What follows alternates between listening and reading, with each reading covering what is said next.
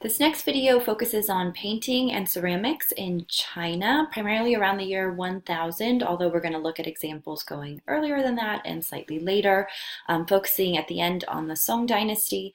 And then we will move on to examples of painting in Japan and see what was going on in Japan, again, right around the year 1000, moving into around 1100, and seeing how the Japanese painting style developed. Starting off, we're looking at an example of probably a copy after an early painting by an artist named Gu Kaizhi called Admonitions of the Instructress to the Court Ladies, possibly based on a poem of instructions to women. The royal court, the Chinese court, was full of rules and specific goals that women should try to reach or try to attain. And so this hand scroll represented some of the ways these women were intended to act. However, it also reveals a very specific kind of painting style. The line is, in this case, rather specific and precise. We see a great interest in clothing of this time. So you can see the interest in the drapery and the flowing ribbons that seem to come from these women's gowns. You can also see the type of head adornment that they wore. Because it is a hand scroll, and we'll be talking about this a lot in the video, you would read it from right to left, so the opposite the way that we would typically read, which would be left to right. So you always kind of have to reorient yourself when examining these hand scrolls. In this particular image, you can see a woman who is writing here, and she might be the one who is recording these instructions for women at the court, and then kind of the story unfolds and these different women appear in the hand scroll throughout. You can also see the kind of seals that were often found on Chinese paintings that typically were the seals of collectors using a red cinnabar paste. However, sometimes painters would have a seal that they would add to the hand scroll or to the hanging scroll, depending on the type of painting that it is. A particular scene of this scroll that I find interesting is the story of Lady Feng, who was a consort of the Emperor Yuan of the Han Dynasty. This story where a bear was there for court entertainment and I guess got loose and was a threat obviously to the emperor, and so Lady Feng, being so bold and full of courage, she puts herself basically in harm's way right here to help protect the emperor. You can just make out here the emperor is usually fairly easy to spot because he has this grand physical presence. You can see the other women around him, his other consorts, the other women that accompanied him. However, Lady Feng has put herself essentially in harm's way, and you can see those same kind of ribbons that flow out from behind her clothing, and then you can see the bear represented here.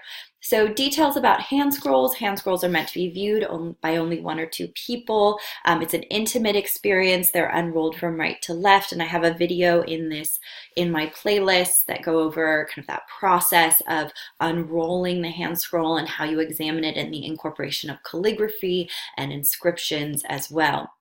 So speaking of calligraphy, it was considered one of the three perfections. So in China, the perfections of painting, poetry, and calligraphy.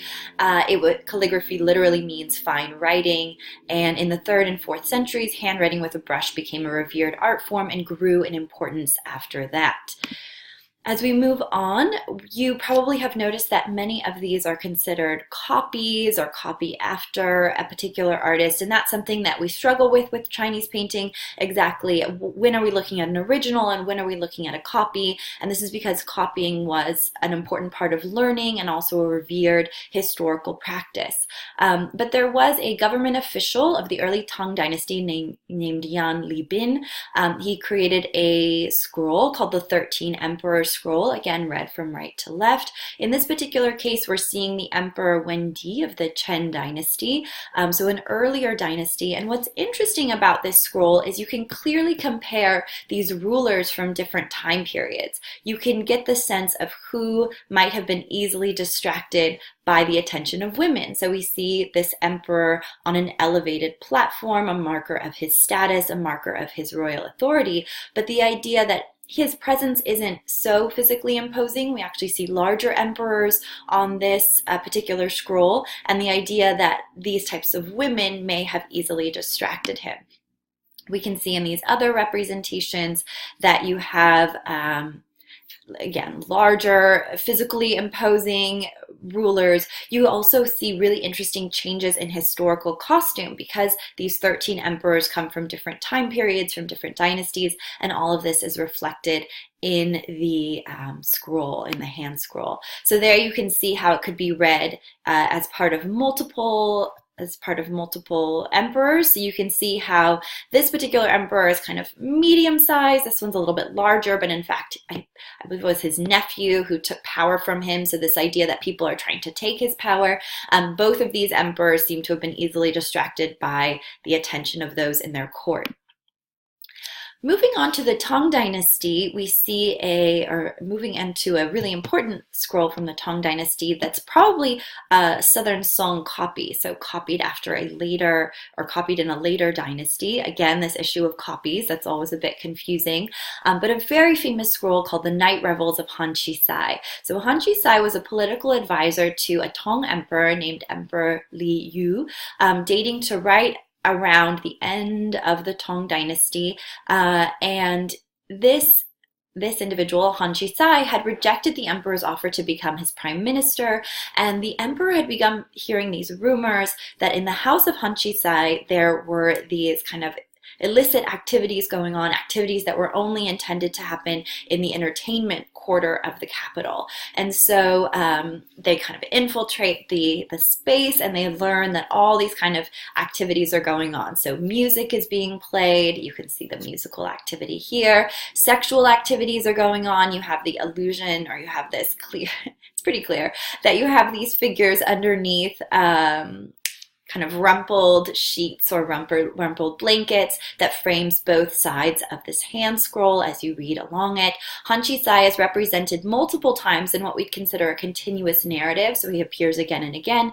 Here you see him represented right here, and again, I believe right here. So he generally is the largest figure represented, although he's accompanied by a lot of scholars. So you see these scholars, officials right here. There's also a Buddhist monk represented. You can see these dancing girls, so dancing is also incorporated. And then, as I mentioned, music, courtesans, sexual activity, a lot of eating. You can eating and drinking going on. You can see that here. What's also wonderful about this hand scroll, however, is the representation of how art and painting would have filled the kind of home that an official would have owned. So you can see that represented here, and then also the calligraphy along the side. Here's a close-up of that particular scene that we were looking at on the right. So again, the rumpled sheets, the food, the music, the activity of the courtesans, etc. There you can see the dancing, you can see the Buddhist monk, the scholars, Han Xizai, these kind of very petite women. And then there's even a scene of Han Xizai in his underwear. So this was probably particularly scandalous. Some people wonder why, if this was a copy created in the Southern Song Dynasty, why would they have replicated this somewhat scandalous scroll? And so there's some possibilities that the person who owned it was interested in the fact that Han Xizai was basically going against social norms and really doing his own thing. Thinking about how to become a painter in pre-modern China, there were a lot of model books and painting manuals that one could refer to. Oftentimes a painter would be carrying on a family tradition, which was very common. We see that in Europe as well. And then learning from teachers, you would have a kind of apprenticeship program, and it was very important to copy old master paintings. And so this idea that we are seeing what we believe, so far what we've seen are copies, what we believe are probably copies from previous periods, because it was so common for artists to represent artworks that were greatly revered and to learn from them. So I always like to ask the question, what might have been some of the positive and negative consequences from copying masters in the process of learning? And so obviously you're going to learn a lot of the specific brush techniques, ways of building up the human form, or we're going to look at landscape painting in just a second. So learning about landscape was really important, and those types of different brush strokes that you would use. So studying the brush strokes were very, very important for Chinese painting. But also the idea, I mean, in our culture today, we very much value originality. And so we always wonder, what might have been lost in terms of the original qualities of these paintings. However, in many cases, obviously the artists would add their own techniques and their own kind of way of representing a scene, even if it was based on a previous representation. Many art historians refer back to the 6 canons of the portrait painter Shi He, which dated from the 6th century. So even though this lecture focuses on a later period, I just wanted to mention some of these canons. So the idea of spirit resonance or a sense of vitality, this is really important in giving life or giving the appearance of a dynamic quality to a landscape or to the human figure. The use of brushwork to articulate structure. So if you're interested in Chinese paintings, there are all kinds of brush strokes that you can learn to represent things like drapery, again, landscape, rocks, trees, buildings. So there's an incredible amount that you can learn about this brushwork. Naturalistic form and color, very important. So some paintings just use washes. They don't use a lot of color, but we do see, for example, with the Night Revels of Han Xizai, a wonderful use of a variety of colors. And they could use vegetable-based pigments or most common mineral-based pigments. There's great attention to composition. How are the figures being arranged, whether it's a composition using human forms or using natural forms in the landscape. And then copying elements of earlier paintings as appropriate in order to transmit the experiences of the past, but also this idea of learning from these previous works of art. So as we move into Song China, it's generally considered a period or a great period of painting, especially landscape painting. Northern Song paintings, landscape paintings are especially impressive. So we'll look at 2 in particular, landscape, and then we'll look at more of a city scene hand scroll. So the Northern Song capital was based here, and then the Southern Song capital is based here, modern day Hongzhong. And the Northern Song Emperor Huizong established an imperial painting workshop. So painting was very much a priority for the emperor, and he wanted to decorate a lot of the imperial buildings with landscape paintings. So we see this with paintings like Guoshi's Early Spring, which is an incredibly important landscape painting, often categorized as more of a monumental landscape, also often discussed or has been discussed as a landscape of emotion because it seems to involve a lot of movement. It really engages the emotions. Guoshi was a favorite of the Emperor Shenzong, the Northern Song Emperor Shenzong. And he often liked to hang his paintings or have his paintings hung in these imperial buildings as a way to provide a means of escape for those that were there. So even if you can't make it to the mountains, you could see the mountains and be inspired by the mountains. So obviously with these paintings, it's dominated by a large mountainous form. These painters talked a lot about not representing the whole mountain because you want to give this illusion of the monumentality of the mountain, the huge size of the mountain. So adding mist to the scene would give that illusion of a huge mountain. The incorporation of water and trees was obviously very important. You can see water moving down here. You can see trees, these kind of craggy trees moving between the rocks. And then you can see again that mist. The idea of a foreground, middle ground, background gives you that sense of space as well. And what I really appreciate about Guoshi's work is this idea of the kind of movement you see and how it does engage the emotions. It looks like a living landscape because it seems to be swirling before our very eyes. You can get that sense of the mist building and dissipating, and you can get that sense of the mountains really moving.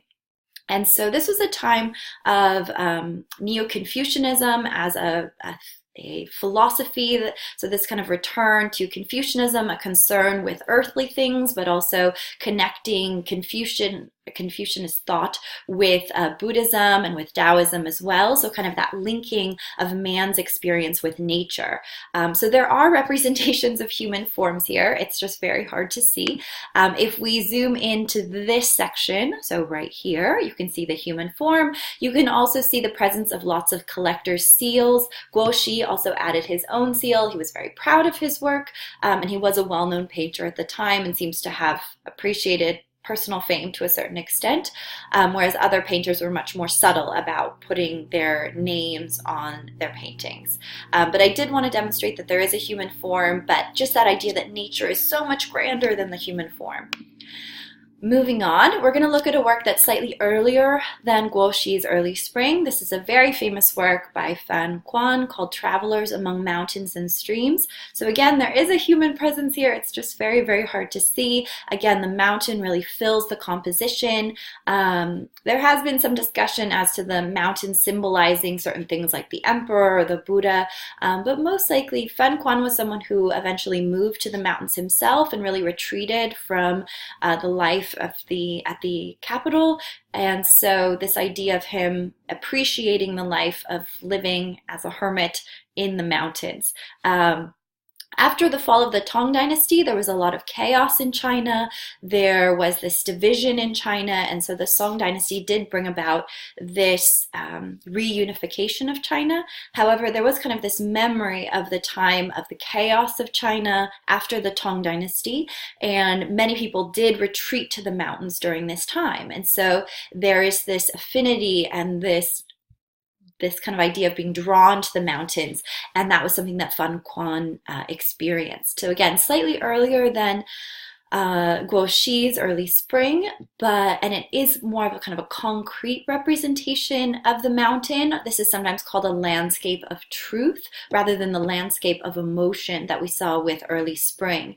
So there is more of a solid representation of the mountainous form. Again, the human forms are very, very tiny here. You can just see them so little, with that idea of man's kind of very small presence in relation to the overwhelming power of nature.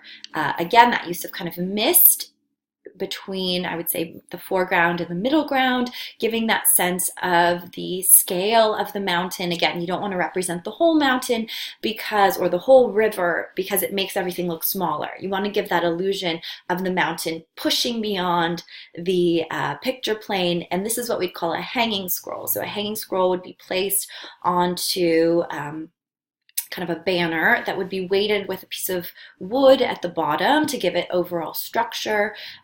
But in this case, you can just see the image itself, and of course the mountain going nearly to the top, just like we saw with Early Spring, again giving you that sense of the overwhelming quality of these mountains. I wanted to zoom in on some of the brushwork from Fan Kuan's Travelers Among Mountains and Streams to give you a sense of the variety of that brushwork, how they created that look of the trees versus the branches versus the rocks. So again, there was this very specific brushwork and different types of brush strokes that could be used. Here I'm just showing you an image of the Yellow Mountains, right, in this area of China, to give you a sense of the kind of mountains that these artists may have been inspired by. So we generally think that these are not portraits of specific mountains, but these would have been the mountains that these artists may have seen, or seen model books, kind of copies of these types of mountains. And so this idea of the trees and the mist and the rocky mountains, these rocky outcroppings, would have been very inspirational for these painters. Moving on to Peace Reigns Along the River, or Spring Festival Along the River. This particular hand scroll, so not a hanging scroll like the last two we saw, but back to a hand scroll, read from right to left, reveals the activities that accompanied an early spring festival, the Qingming Festival, which was when you went and dusted off and cleaned off the graves of your ancestors. So in this particular case, we're seeing the kind of bustling activity that we might see in a northern Song capital. We're not sure if it's a particular city or more of an imagined city, but the most famous scene, or the one that's most often reproduced, is this scene around the bridge. You can see the kind of intense mercantile activities. Mostly men are present, so this idea that men probably were mostly involved in this mercantile exchange. You have the individuals on this rainbow bridge, this bridge that goes across the river in this dramatic arch, and then you can see a boat going to, or getting ready to go underneath the bridge, and this kind of moment of tension where you're not sure that by lowering the mast that it's going to fit through the bridge. And I have a video in the playlist that goes through how this hand scroll was recently animated using computer technology to really bring this hand scroll alive. And I think it's an interesting way to make these paintings that are about almost 1,000 years old, maybe more relevant to our culture today, and make them easier for us to understand. But again, you can see the variety of brushwork that was used because you do have landscape elements, but also you have urban elements and you have buildings and the river, and so many elements went into this particular hand scroll by Zhang Zeduan, and it's sometimes called China's Mona Lisa. It's just a very, very important hand scroll, very, very famous. Thinking about a more spontaneous style of painting, looking at the work of Liang Kai, we see the 6th Chan patriarch chopping bamboo at the moment of enlightenment. And so Chan Buddhism is the same as Zen Buddhism. Zen is the Japanese term. And this was a form of Buddhism that considered how to achieve enlightenment, or the idea of achieving enlightenment could be reached through mundane daily activities. And so it was believed that there was kind of this series of leaders of Chan Buddhism, and this is the 6th of those leaders. And it was said that while he was chopping bamboo, he reached enlightenment, he reached nirvana. And you can see the kind of looseness of the brushwork here, which I think is really very interesting and almost reminiscent of modernist painters today. So you can see again the kind of brushwork he's using to define the mountain versus the ground versus the bamboo, this kind of loose brushwork with a more firm brushstroke going horizontally between the bamboos that were in the bamboo structure. You can see how he's articulated the leaves, and then again the kind of looseness of the garment. There is this history of representing figures from Zen or from Chan with this kind of looser, more spontaneous style. And again, just this idea of finding enlightenment in these daily activities. There are these Zen sayings of you could reach enlightenment while doing the laundry. And so it's a very kind of simple and more minimal way of approaching that, that task of reaching enlightenment.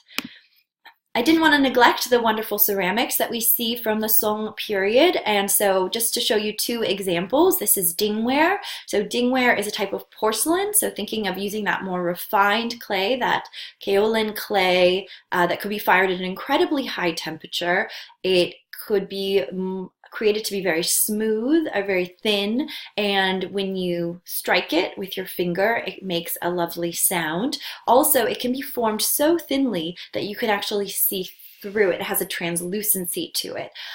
In this particular case, this dingware was generally sent to the imperial court, so it was something that was used by the emperor, and then often along the edge they would use some kind of valuable material, so silver, gold, copper, that's one of the defining features of dingware. Also, they're often incised with a kind of decoration. So in this case, lotus flowers and leaves, very common decoration, but we can also see birds and other types of representations on this dingware.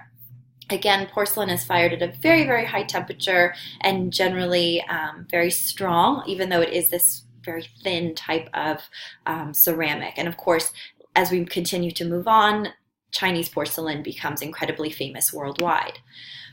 Ruware is another type of ceramic created at that time, also for imperial use, and it is incredibly rare. It is a kind of what we call celadon. So celadon means that it's meant to probably imitate a kind of valuable material like jade or agate. So here you can see that kind of light blue green that we see represented. It's in a floral, it's a cup stand, and it's in this kind of floral pattern. You can see the undulating rim, and then you can see the kind of crackle glaze that we see represented on the exterior. So this crackle was often seen as very desirable. I'm going to show you this same vessel from multiple angles, so on display, and then also the underside, and you can see the kind of warmth of the glaze to give you that illusion of a valuable material. And here you can see just a dish, vase, and cup stand all in that ruware.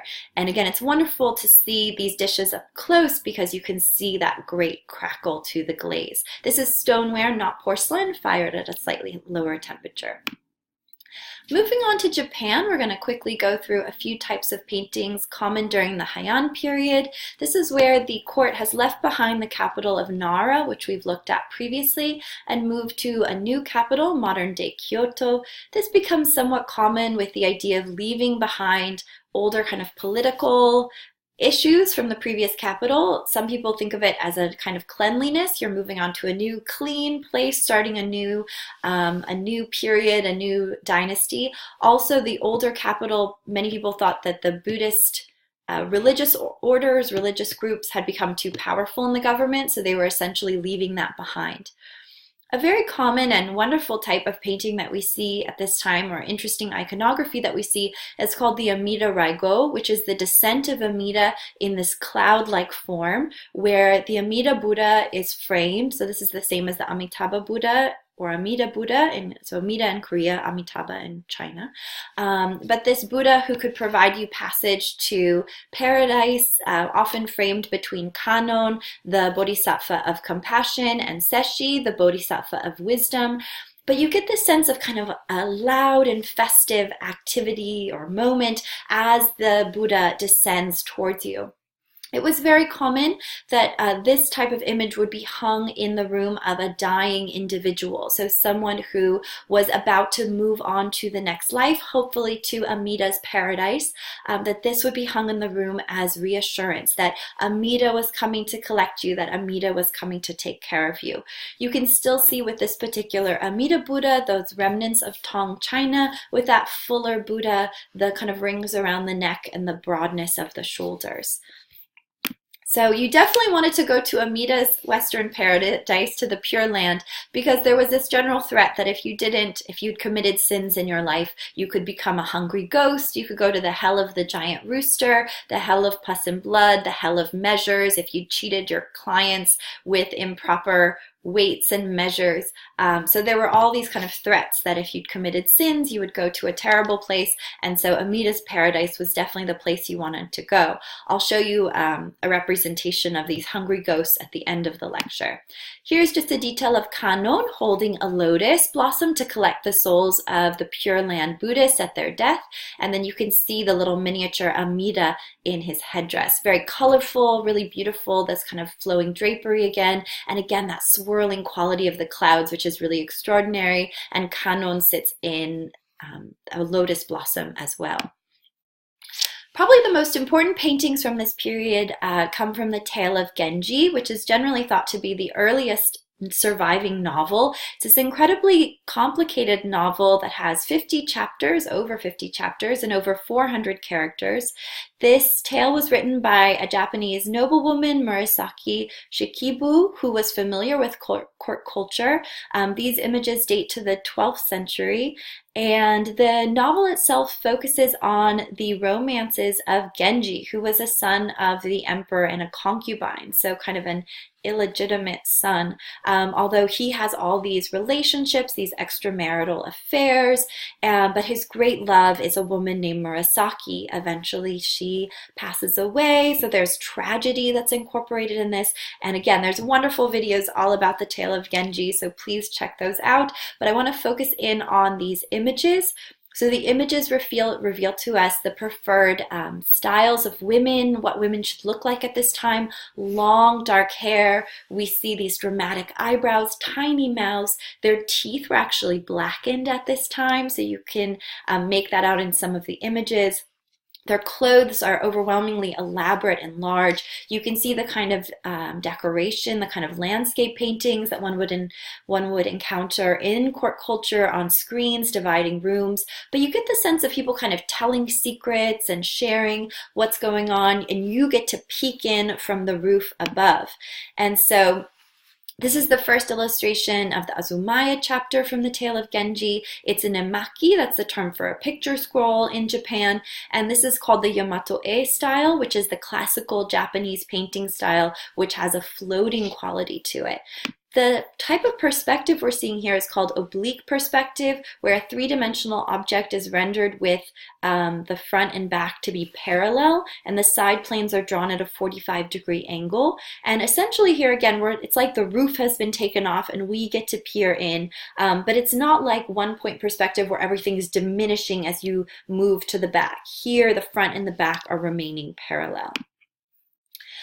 Here I'm showing some scenes of Genji and Murasaki, his great love Murasaki together. You can again see the long hair. You can identify Genji here And here is Murasaki as she's dying here. He's visiting her, looking rather forlorn, and you can see the kind of windswept and dying landscape in the background, alluding to the idea of fall or autumn, when things are starting to die, as the season when Murasaki will die as well. There's a great humor in Japanese painting from this time as well. There's a really famous scroll, the Caricatures of Animals and People from Kyoto, very long, 37 feet, this particular scroll, also from the 12th century. It's attributed to Toba Sojo, and it's often seen as a commentary on some of the more ridiculous activities of Buddhists, or kind of the exaggerated activities of Buddhists at this time. So the Buddha is represented as a frog, monks are represented as monkeys, the idea that they cry and kind of over-emote in certain religious activities is also made fun of. They're kind of constant praying and chanting. We see representations of figures rolling around, possibly a caricature of wrestling at that time. You can see, again, here's a monkey with a frog carrying an umbrella over him. So these are wonderfully humorous, and apparently you can see them on a lot of postcards in Japan today. But I think it's an interesting social commentary and also just a show of humor. I remember I had a professor of Japanese art who would always talk about the wonderful humor of Japanese art, and I think this is a great example of that. Another kind of humorous story is the Flying Storehouse from the Shigisan Engi, which is about it's an emaki, and so another scroll, and it talks about the founding of a particularly special Buddhist monastery. And so there's this story of a Buddhist monk whose begging bowl miraculously takes the granary of a greedy farmer. So you see the greedy farmer represented here. If we zoom in, you can see his blackened teeth. Remember, that was very stylish during the Heian period. We also see that for the tale of Genji. But just this idea that this Buddhist monk had gone to, or the monks were going to beg, and so they would have these begging bowls to collect what people would offer to them. And in this particular case, you had the very wealthy farmer who would not offer anything, so eventually the monk's bowl went to collect the whole granary, the whole area that held the rice and held the kind of food that could help people to survive. Sometimes monks would go out begging and they would only receive a few grains of rice. So here's this idea of collecting a whole granary and bringing it up to the monastery.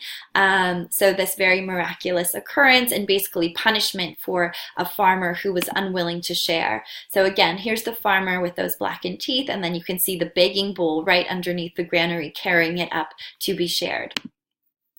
Our final image, again, showing kind of a sense of humor in some ways and giving you a sense of traditional or some aspects of Japanese painting, is what's known as the Gaki Zoshi, which shows us a scene of starving ghosts. So these hungry ghosts or starving ghosts, this was punishment for those who engaged in gluttony in life. That is, they took more than they needed.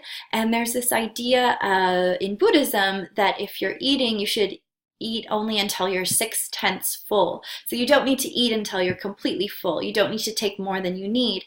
And as we've talked about before, there's kind of this overarching idea of hunger and concern with being hungry. We saw that in the Jataka of the Hungry Tigress when we were looking at the Tamamushi Shrine from Horyuji Temple. Also that idea of the farmer being unwilling to share his food. We saw that with the Flying Storehouse from the Shigisan Engi. And then just seeing these starving ghosts. So this idea that they would be forced to roam around the cemetery, they would be forced to eat feces, they would be forced to eat horrible things because they'd engaged in this life of overindulging. And this idea that their hunger could never be satisfied, that this is what would torture them forever. So you see them kind of hanging around and again eating unpleasant things, and them finally going to pray to the Buddha and realizing that this is their way to salvation. So hopefully you noticed some interesting differences between Japanese and Chinese painting. There still was a lot of Chinese influence coming into Japan, but at this point Japan was establishing a unique court culture and also a unique way of representing figures in painting as well. So see you in the next video, which will be on Hinduism.